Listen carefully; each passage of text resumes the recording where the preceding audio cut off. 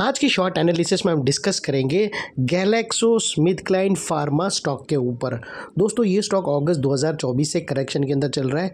Overall अगर आप देखो तो ये स्टॉक ने 6 महीने यानी पूरा हाफ ईयर करेक्शन में बिता दिया और करेक्शन में भी दोस्तों स्टॉक ने यहाँ पर दोनों तरह का करेक्शन दिया, प्राइस वाइज टाइम वाइज दोनों। प्राइस वाइज करेक्शन के अंदर stock deep down side correct हुआ और टाइम वाइज करेक्शन के अंदर स्टॉक ने एक कंसोलिडेशन करके अल्टीमेटली उसको ब्रेकआउट किया है। और दोस्तों ये स्टॉक के अंदर मल्टीपल पॉजिटिव फैक्टर्स भी ट्रिगर हुए हैं, जिसके तहत ये स्टॉक करंट लेवल से अपसाइड में 10 to 12%, 10 से 12% अपसाइड रनअप दे सकता है। लेकिन दोस्तों यहाँ पर कोई भी हमारी बाय सेल होल्ड रिकमेंडेशन नहीं है, ये प्योरली एजुकेशन पर्पज से मैं अपना पॉइंट ऑफ व्यू आप लोगों के सामने शेयर कर रहा हूँ। कोई भी पोजीशन लेने से पहले अपने फाइनेंशियल एडवाइज़र को ज़रूर कंसल्ट कर लेना। दोस्तों आप लोग देख सकते हो कि ये वो टॉप था जहाँ से एक डाउनवर्ड स्लोपिंग पैरेलल चैनल के थ्रू एक डीप डाउनसाइड करेक्शन हुआ और जब तक स्टॉक ये डाउनवर्ड स्लोपिंग पैरेलल चैनल में था, स्टॉक प्राइस वाइज करेक्शन के अंदर एंगेज था और यहाँ पर back to back lower lows trigger हुए। फ्रेंड्स अगर आप देखो तो फर्स्ट लोअर लोज यहाँ पर ट्रिगर हुआ, सेकेंड लोअर लोज यहाँ ट्रिगर हुआ, थर्ड लोअर लोज यहाँ पर और लास्ट लोअर लोज यहाँ हिट हुआ। और जैसे ये downward sloping parallel channel upside में ब्रेकआउट हुई, इसने मल्टीपल हायर हाइज को ब्रेक करके उसके अबाउ सस्टेन क्लोजिंग देकर कंफर्म कर दिया करेक्शन कंप्लीटेड। यहाँ पर हमें दो मेजर पॉजिटिव सिग्नल मिले। पहले तो इसने डाउनवर्ड स्लोपिंग पैरेलल चैनल को अपसाइड में ब्रेक किया, जिसके वजह से जो स्ट्रेट डाउन साइड फॉल आ रहा था प्राइस वाइज करेक्शन का, अल्टीमेटली वहाँ पर ब्रेक लग गई। सेकेंडली इसके जो लोअर लोज थे वो हायर हाइज में शिफ्ट हुए क्लोजिंग बेसिस पे, जो हमें कन्फर्म करता है कि स्टॉक के अंदर बॉटम लग गई है, करेक्शन इसका कंप्लीट हो चुका है, अपसाइड मोमेंटम के लिए रेडी है एज लॉन्ग एज इसका लोअर लोज प्रोटेक्टेड है। तो दोस्तों अगर इसके लोअर लोज थ्रेट हुए क्लोजिंग बेसिस पे तो फिर से ये स्टॉक डाउन साइड करेक्शन में स्टार्ट हो सकता है। तो जब तक इसकी इज्जत बची है, जब तक इसके लोअर लोज बचे। और दोस्तों बात कर लेते हैं यहाँ पर डाइवर्शन का। तो दोस्तों अगर आप MACD डालकर चेक कर लो तो आपको यहाँ पर क्लियरली पॉजिटिव डाइवर्शन विटनेस होगा।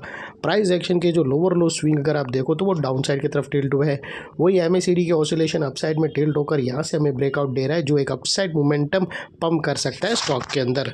और फाइनली दोस्तों देख लेते हैं चार्ट पैटर्न। तो दोस्तों अगर आप देखो तो यहाँ पर हमें एक ज़बरदस्त पैरेलल चैनल ब्रेकआउट होते हुए क्लियरली विटनेस होती है। दोस्तों अगर आप देखो तो यहाँ पे ये जो नेकलाइन है 22,220 के ये नेकलाइन है जो ऑलरेडी ब्रेकआउट हो चुकी है और अपसाइड में जो टारगेट निकल कर आते हैं स्टॉक के, फर्स्ट टारगेट वो तकरीबन 2480 के आसपास आते हैं, जो अगर आप नेकलाइन से कैलकुलेट करो तो तकरीबन 10 से 12% में फॉल आता है, 10 से 12% के बीच में आता है।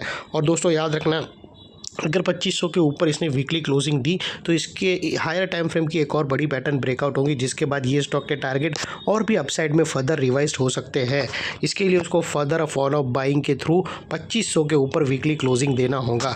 और दोस्तों बात कर लेते हैं स्टॉप लॉस की। तो यहाँ पर फ्रेंड्स फर्स्ट ब्रेकआउट कैंडल के लो के नीचे क्लोजिंग बेसिस पे आप स्टॉप लॉस नहीं रख सकते, अदरवाइज आपका रिस्क टू रिवॉर्ड रेशियो 1:1 का रह जाएगा। यहाँ पर बेटर ऑप्शन रहेगा आप अपने एडवाइज़र को पूछकर ATR की हेल्प ले। जो भी स्टॉप लॉस रखो दोस्तों इतना मेक श्योर करना आपका risk to reward ratio at least 1:2 या मिनिमम 1:1.5 रहना चाहिए। और फाइनली दोस्तों नेकलाइन के पास का ये वाला एरिया एक इम्पॉर्टेंट रोल प्ले करेगा, बिकॉज मल्टीपल पॉजिटिव फैक्टर्स यहाँ पर एक्शन में आते हुए मिले। यही एरिया पे हमने डाउनवर्ड स्लोपिंग पैरेलल चैनल को अपसाइड में ब्रेकआउट होता हुआ देखा, लोअर लोज हमें हायर हाइज में शिफ्ट होते हुए मिले।